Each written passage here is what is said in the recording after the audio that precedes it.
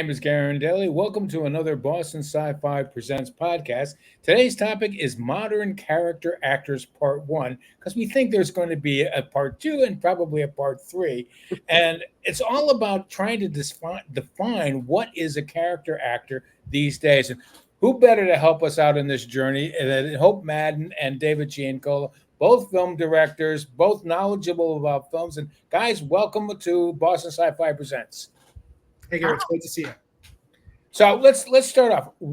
Do we have a definition, or should we work on a definition of what a character actor is? Who wants to go first? I will admit that when I got this topic for this podcast, I was intimidated, and I'm not usually intimidated by the topics because I've started asking myself, well, what do I know about character actors? And I think the truth is I don't really know. I can't really define who character actors are, but I went to, as we all do with these things, IMDb, and looked up the top 100 character actors. And I realized I had worked with a lot of character actors, but I never considered them character actors. So this will be interesting. And what do you think, Hope? It is, I mean, it's a very blurry line, I think. I think there are a lot of people who are, right now, you'd think of as just leads, stars, who really, if you think about it, their performances are such that they sort of, they disappear into their role, I do think it's a very blurry line. It starts for me with like the sort of the term "that guy," like just somebody I can't think of his name, but I've seen him 100 times. Like that guy. That's what I would think of as a character actor, like your Richard Jenkinses of the world, But then I think somebody like Sam Elliott, right? He's really only been the lead in like one movie in his entire 50 or 60 year career. But his name, it's not like he's not really that guy. He's Sam Elliott. So it's very hard to put your finger on what the definition might be. And I think one of the points of confusion is, and we talked a little about this before we went on air, is we have great history of character actors from the 30s and the 40s. The Eric Blores, the Guy Kibbeys, these guys who were stock actors who are always brought in there as a character actor to either add humor or to be the best buddy or something along those lines. But now it seems that the character actors inhabit the roles much better, and that they have to bring a degree of acting skill and intelligence and imagination to inhabit those people to make the people around them better actors. And that's kind of where I'm starting to fall in with this. What do you think? Is this me just being a little bit I think that's true, and I think what I took away from the what are considered the top 100 character actors, which I don't believe IMDb is right at all. But what I took from all of them was that those actors were the kind of actors who would commit to a role, no matter how cheesy or exotic or whatever. And I think that's probably what we'll see as we look at clips, is that these actors, male or female, they commit to that role. They bring a certain physical presence to it, but they commit to that role in a way that makes them that person, that guy, that gal. Yeah. All right. Well, our first person is James Hong, who we've seen in a lot of films. And I always think that his career which is illustrious in my opinion, because he's done a lot of great roles. He's shown a lot of great range and stuff like that. But I think he has suffered from the fact that he's Asian. And so he isn't able to get some of these other more meatier roles. But let's take a look at James Hong here. Into a bagel.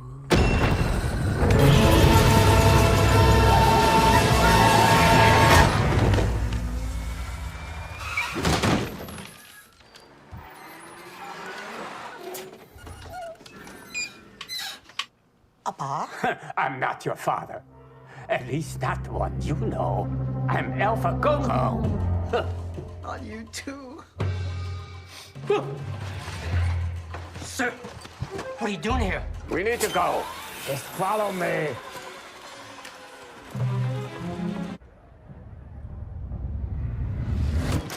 Sir, I have this under control. Again, you deliberately disobey me and cause another mind to be compromised.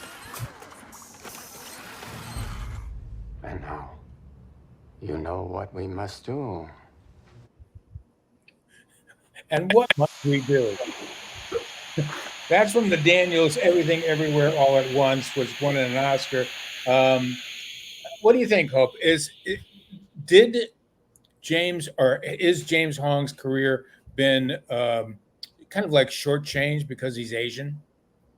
I think it's an interesting question because he's been doing this for such a long time. He has something like 480 IMDb credits. Yeah. And so, and he started in the 50s where certainly, I mean, I was thinking about that, like what his roles must have been like, what the sets must have been like what the characters offered to him must have been like back then. And then I think, I almost feel like his career is hampered just because of that longevity, because he's in everything. We've seen him in so many things that I think he's really very pigeonholed into sort of this comedic, sinister type. And I think that more than anything may be what has kept him from getting really broad, like a broader offering of characters. Yeah, I think that's true. I think Hope makes a good point, which is James Hong has become that guy. So James Hong, he kind of, especially now, he's 95, I think now. He gets those kind of James Hong roles. He kind of created the category in a lot of different ways.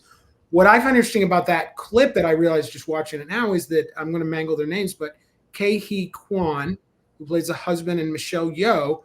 Ke-Huy Kwan's really a character actor. Michelle Yeoh, she did martial arts, but she's really a character actress.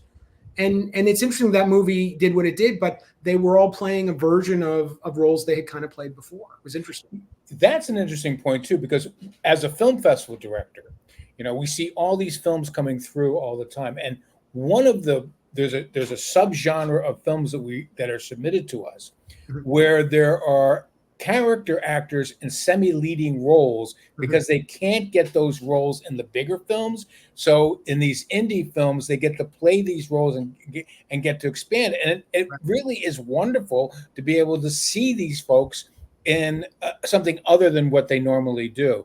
And that to me is one of the reasons why I love doing film festivals, is that we have that ability to see that. And I will tell you, as a filmmaker and also as a film fan, when you cast those movies, if you can cast people that you've seen in other movies, you're heroes. It's the best thing ever. I did a movie called Icebreaker, and I had what we called a golden week because I had Bruce Campbell, Stacy Keach, and Sean Astin on set for a whole week. So directing the movie was fun, but lunch was the most fun ever. All these great stories, and I'm a film fan as well as a filmmaker. It was great. So yeah. So let me ask you, let's follow up a little bit about that. You're both directors, okay? So when you're looking for a character actor in a film, are you looking for a character actor, or are you just looking for the best actor for that role? I mean, is there a distinction? So I've made one feature film, and it was for under $60,000. I'm not in the same league as David. You haven't seen enough of my movies, Hope. I was looking, and I think we really lucked out. But I was absolutely, in every case, I was looking for just the best audition, the best performance for the role. Yeah. Okay. Yeah, and that's true. I mean, I've gotten starstruck, but I think that's the thing about a character actor is that you, especially if they already have an established body of work, you know what you're getting. They're really a known commodity. And there's also a nice side thing that I've noticed over time, which is the character actors that come in, especially the established ones, they're usually a level above in terms of professionalism, like knowing their lines, hitting their marks, being good to the crew, especially experienced character actors. I have a feeling, I'm just guessing, but I have the feeling that they would veterans like that, I feel like would inspire the crew, the cast around them to do better. Yeah, and again, I hope to Icebreaker, that movie, we had that golden week. Sean Astin and I, it's common knowledge, we didn't get along that great on that movie. And Bruce Campbell, he was great, he was a machine. But when Stacy Keach showed up, they were so awed by Stacy Keach, they were on their best behavior that week. I can't say. Stacy Keach is a very good actor. Yes, yeah. And also a really nice guy, and a guy who knows his lines, super professional, never a problem. The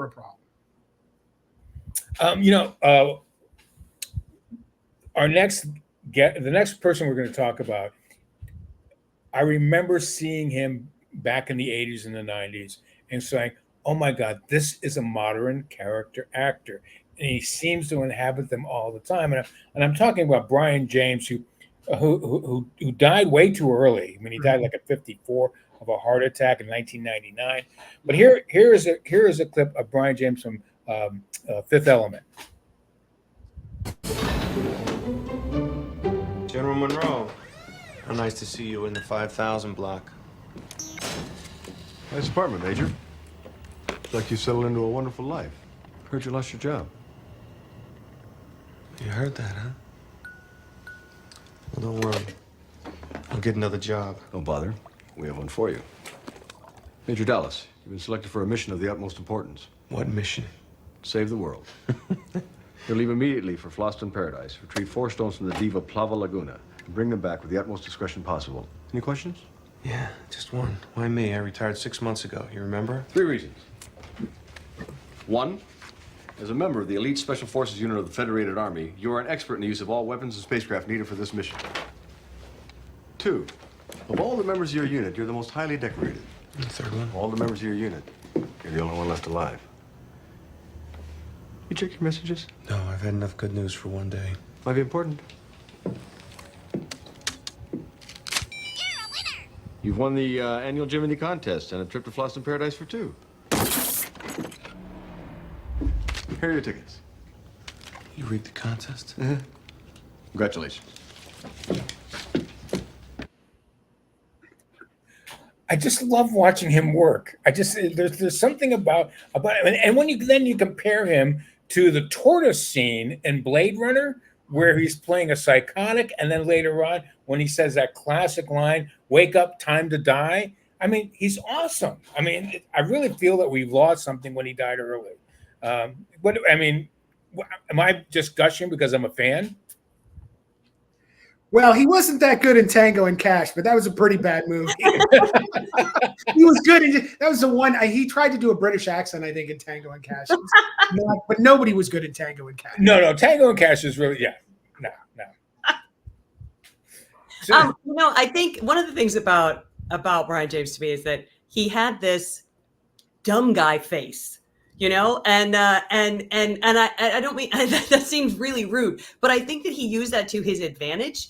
I think that there really was sort of a very, he carved out a niche where if you needed a cop who was maybe not a very good cop, if you needed, somebody who was like a thug, but also maybe easy to manipulate, but also a big dude who could really bust you up, you know what I mean? Which is especially in action films, especially in the 80s and 90s, everybody needed one of those. And I think that he performed like above expectations in that role in all of those films. Mm-hmm. So is that something that we look for? Is that whoever is the character actor really makes the role better than what is written on the script, on the pages? I think there's a comfort level with character actors because let's be honest, most all the actors and actresses we're talking about, they also have a distinctive look or distinctive voice or distinctive way of acting. And I think there's a comfort level, it's like, anything. It's like a comfortable pair of jeans or something like that. It's just, it's that guy. I'm going to keep using that to the entire podcast. It's that guy. Yeah. Or that gal. And yeah, I'm seeing Brion James and I was like, oh, buckle up. Here we go. I like him. That's how I always respond to it. Well, Catherine O'Hara, who was our next one, it came out of SCTV, and that's where I remember her from. I remember watching SCTV way back when, and it's interesting to see her comedic talent constantly come through in her dramatic roles. And I think that training as an improv with SCTV, Second City TV, right? Mm-hmm. Yeah. I think really not as old as you, Garen, but I think we both know about that. Well, it was. Look at all the people that came out of there. John Candy, and Eugene Levy. All those people came out of there. But and then of course there was her in Beetlejuice, and that's where we have a clip. We have a clip from her in Beetlejuice, and it's not the Deo one which we showed in the intro. It's another one that our director Mark Sherwood really liked. And here's the clip for Catherine O'Hara.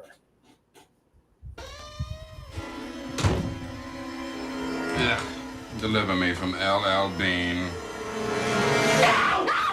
I know what you two are up to, and you're not gonna get away with it. Oh, honey, this is not working out at all. Charles, I will not stop living and breathing art just because you need to relax. Ha.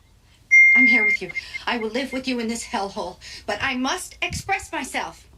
If you don't let me gut out this house and make it my own, I will go insane and I will take you with me. Yeah, well, you know, maybe the house could use a little remodeling, but why don't you just leave this room alone, okay? Okay.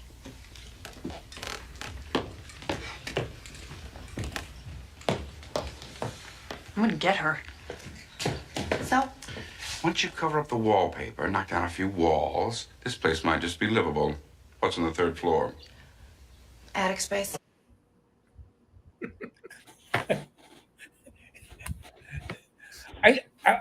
One of the questions I had when we started putting this together is, and there's some other female character actors, Judy Greer being one of them that comes to mind, but doesn't seem to be a lot of them, or am I missing something? And Hope, you probably have a better sense of that than I do.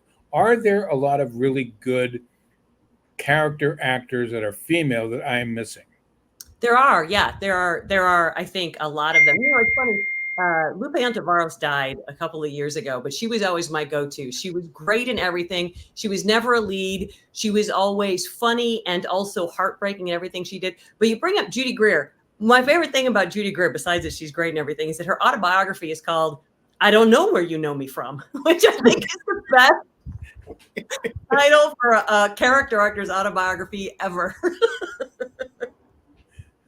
Yeah, that's great. And you know, Catherine O'Hara, I tell you, I was just thinking again, watching that, what an amazing career from being Macaulay Culkin's mother in Home Alone to my favorite role for her that she did was, I don't remember her character's name, but it was For Your Consideration.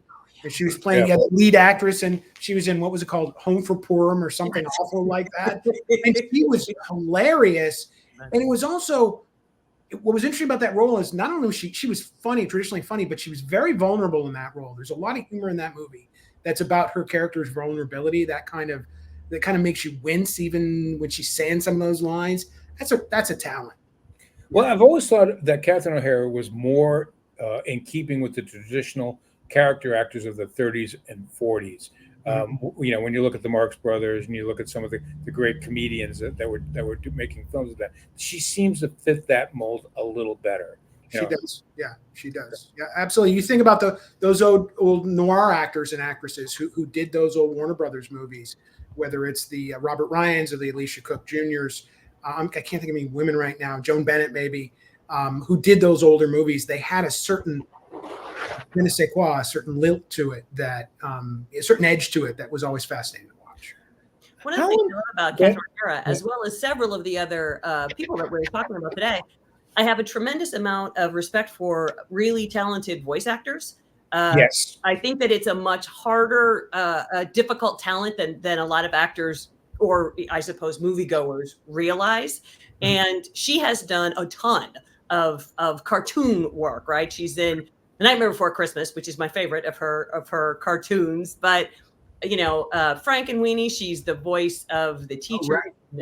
You know, Magic School Bus. She's done a ton of it. Of course, James Hong also. He's done a ton of voice work, and Keith David, one of the greatest voices in modern cinema, has done a ton of voice work as well. So I love that. I feel like that goes kind of hand in hand with being a good character actor.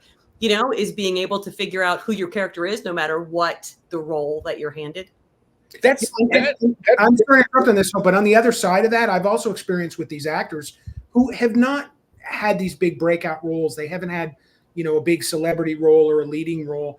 On the other side of it, these actors are working actors. So I've had this happen more than once where they've come to me and said, hey, I need to get my hours in with the Screen Actors Guild so I can get my health care for my kids. And those discussions, I mean, I don't like having those discussions, but that's the real nuts and bolts of being a character actor is, you know, they work and they take everything because they're trying to make a living. And that's to me is when I look at, you know, again, like Catherine O'Hara and Keith David, the amount of work that they do, you know, there's not like a big role, but there's a lot. And it's a huge career that they have inhabited.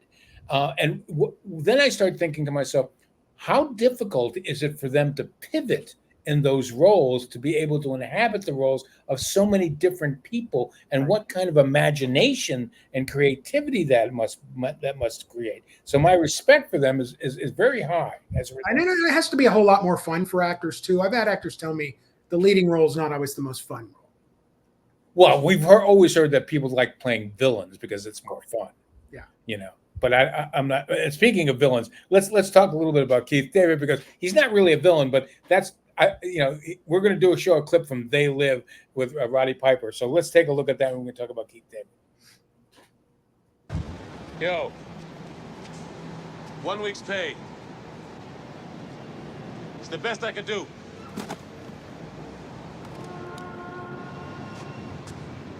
Wait! Hey! You better find yourself someplace to hide and keep praying nobody ever finds you. Try these on. Look, you crazy mother. Put these on. Hey! Stay away from me. I'm telling you, you dumb son of a...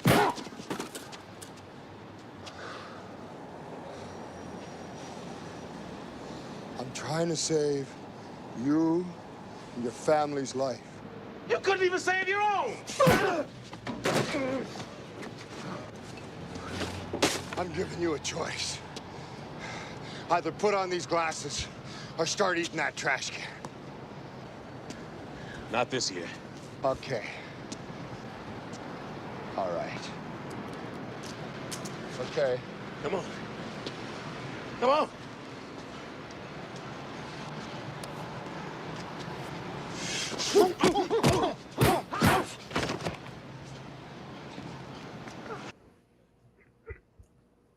Again, you look at it, over 300 films, tons of voiceover work. Worked with Ken Burns as narrator for a couple of his films. And as you said, Hope, a great voice that he uses and modulates very, very well. But I always come back to, like, with all of that work, how does he keep it in line? I mean, it's not like you have a stock character that you play every single time. You have to kind of recreate something new. And I wonder what the process is to be able to be a good character actor like Keith David. Any ideas? I think it's a great question, though, because, if you're the lead, you get a chance to, take classes, learn how to do this, go, away on your yacht for a year to really sink into the role. But if you're going to make 11 movies in a year, you got to know how to just step into it. And he does. Keith David he plays villains. He's amazingly great at being sinister. His role in Requiem for a Dream has scarred me for life. Yeah. He's not always, sometimes he's a really good comedic actor. He's got a line from Men at Work that I still quote a lot. He's really, he's incredibly versatile. And I think one of the few character actors who has not been pigeonholed into a specific type. Mm-hmm. Yeah, I think you're right about that, Hope. I will tell you, though, picking They Live, I have big problems with that movie. I like They Live, except for the fact that, because Roddy Piper was a wrestler, I think that fight scene goes on for an hour. I don't know. Well, don't say it too loud, because our director loves that fight scene. I know. Listen, I've seen the movie. He's going to cut you out. I mean, when it's on, I watch it. But I will tell you, that movie has, with Roddy Piper in the lead, that has discount Kurt Russell syndrome. Okay, because Kurt Russell should have gotten that role. You can see Roddy trying to be Kurt Russell. Kurt Russell and John Carpenter had done a bunch of movies together. Thing, Escape from New York. And every time I see that movie, I think Kurt Russell would have done a much better job. Not to pick on Roddy Piper. I don't know, but I'm just saying. But what my point with all that is, Keith David is rock solid in that, regardless of who he's playing against, to Hope's point. And he is in everything. Yeah. Well, again, this is what I think is an important a characteristic of a character actor, is their ability to inhabit a role with such solidity that the actors around them and the production around them benefits from that depth. Yeah.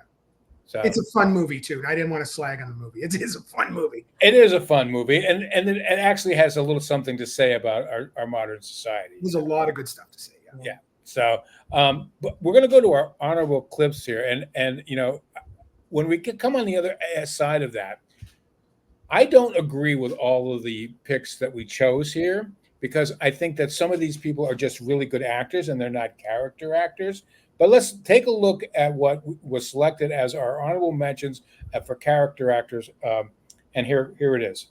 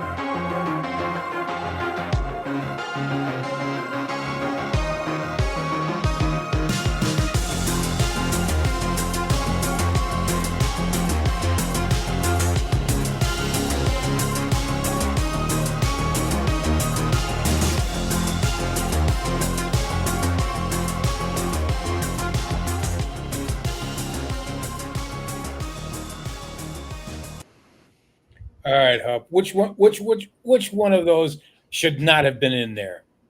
I would argue that Donald Sutherland is a star. But what I was asking myself is, as I was watching that, what's the difference? If it's not a character actor, Yes. what is it? And that's what I thought of. Maybe because I've recently seen Maxine, I thought of it's a star, right? And one of the things I think that makes it that when you think of star, I think you think of like classically good-looking actors, which is probably one of the reasons why Donald Sutherland maybe you think of as being a character actor as opposed to being like a George Clooney, right? But no, he's, I think Donald Sutherland it's a name, it's a face you recognize. He's a star.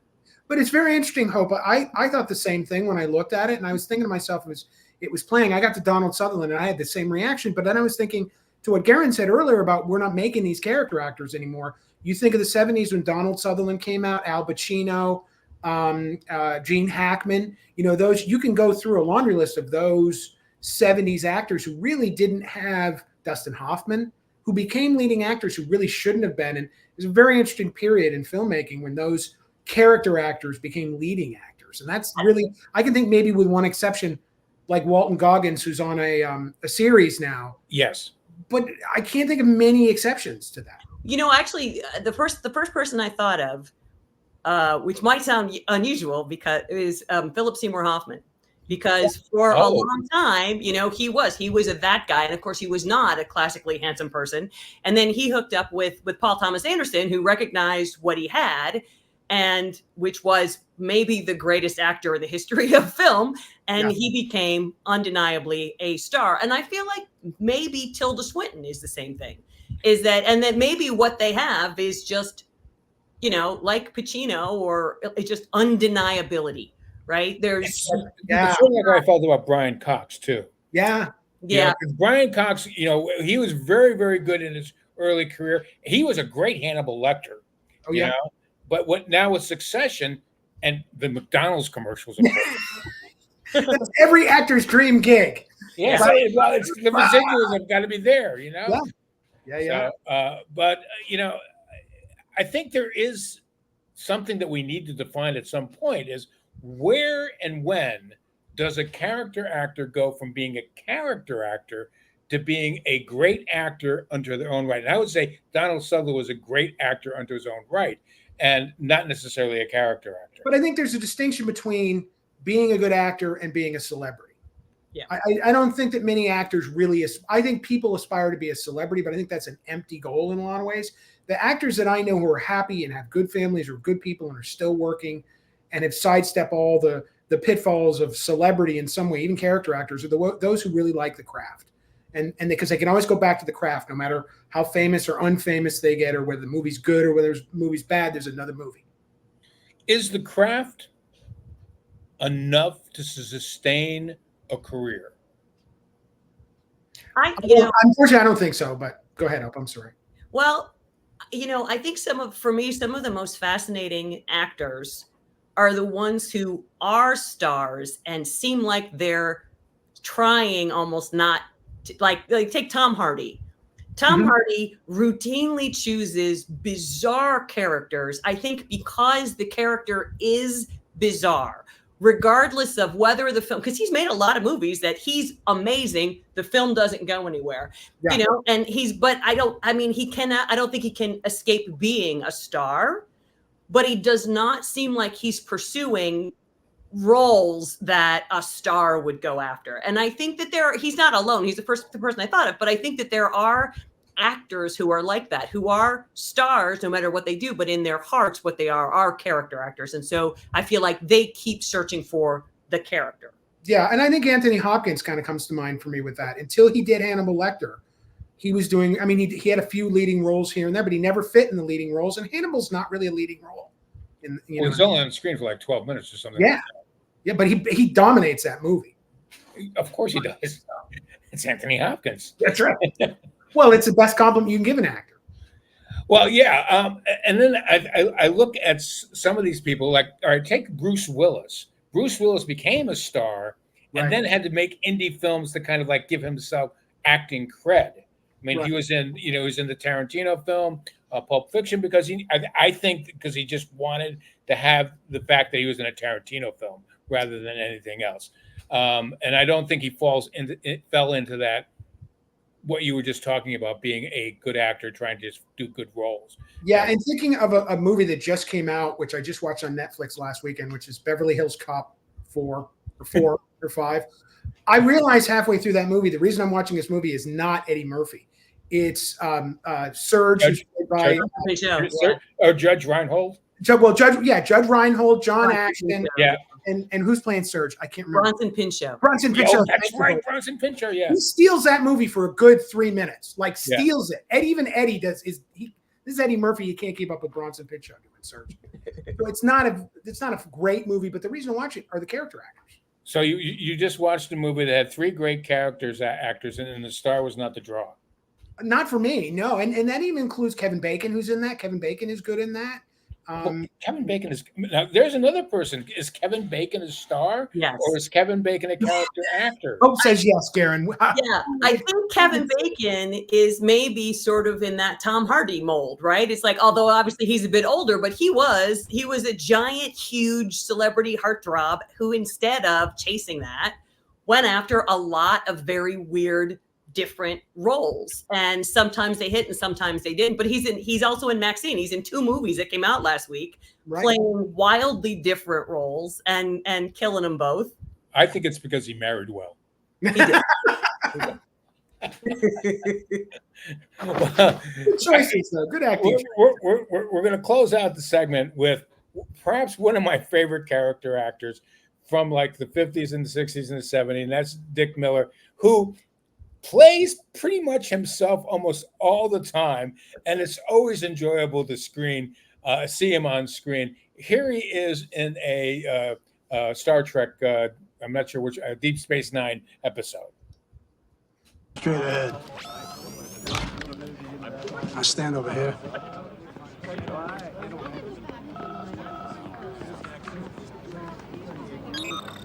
Welcome to SafeTech's fingerprint database.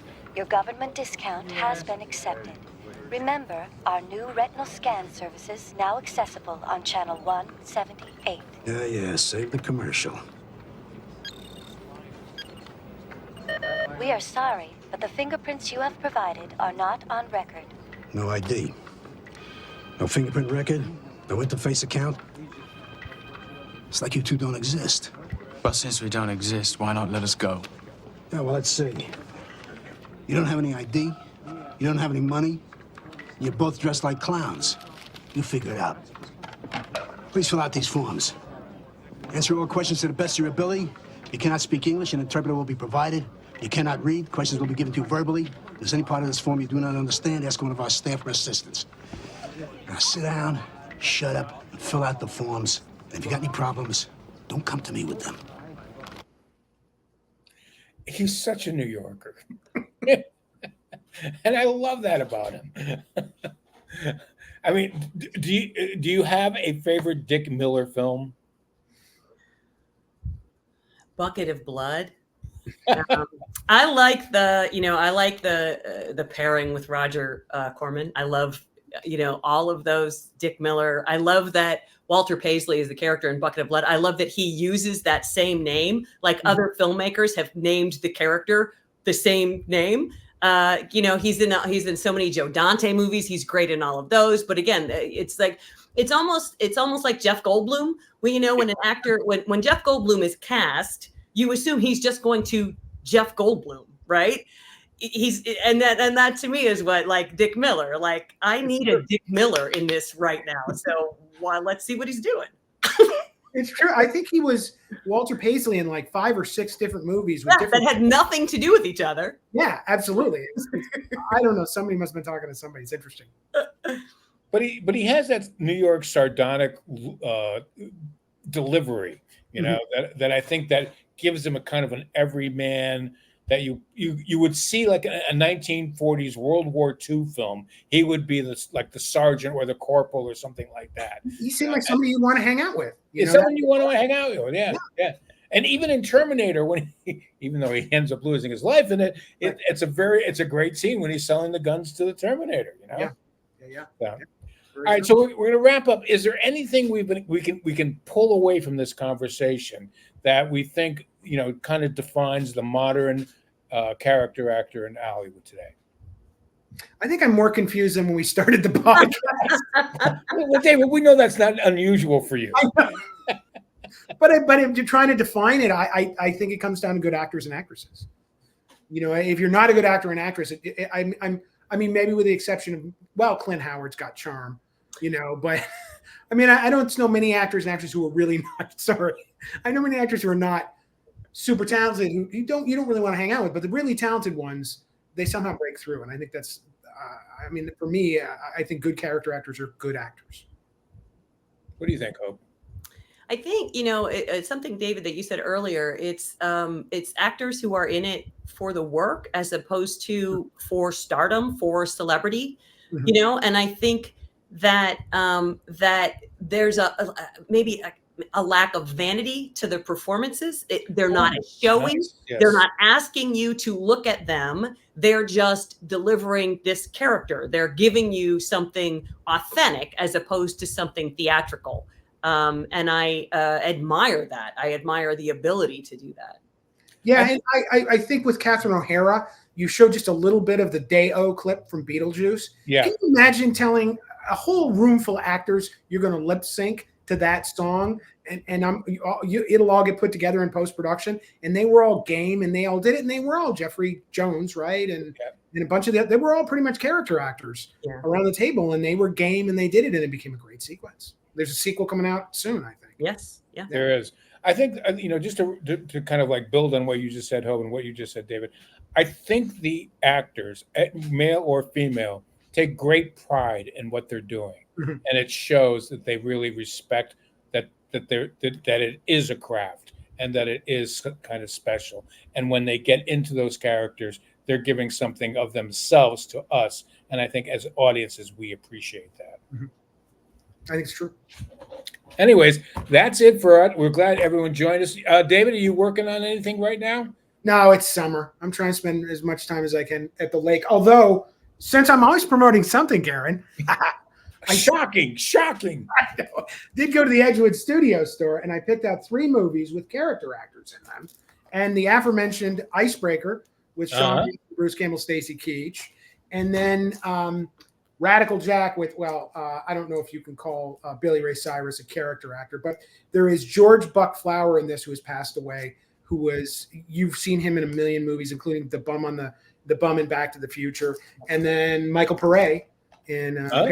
So I realize how many character actors there were, but they're just good actors again. I was honored to work with all of them. Cool. And Hope, what are you shilling anything these days? I'm still shilling Obstacle Corpse, which is my film that you can get on, all of your streamers, Amazon Prime, Tubi. It's free on Tubi. Watch it there. Do you make any money on Tubi? Yes. Go. Good. You're making a lot of money? No. Can I borrow some money?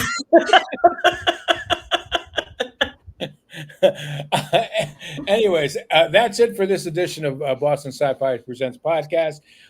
Thank you guys very much for joining us. I had a lot of fun, and I think I laughed more in this one than I have in a long time. So thank you very much for that. Our next podcast, which comes out in late July, will be on called Universal Memories, which is all about Philip K. Dick on screen. So my name is Garen Daly. I want to thank Irene Leite and Mark Sherwood, our producer and director, respectively, for putting this together. Don't forget, we are Boston Sci-Fi. We have a 50th anniversary festival coming up in February. We're writing a book. We're doing a movie, and you can find out all about that at bostonsci-fi.com. Thank you very much, and we'll see you soon.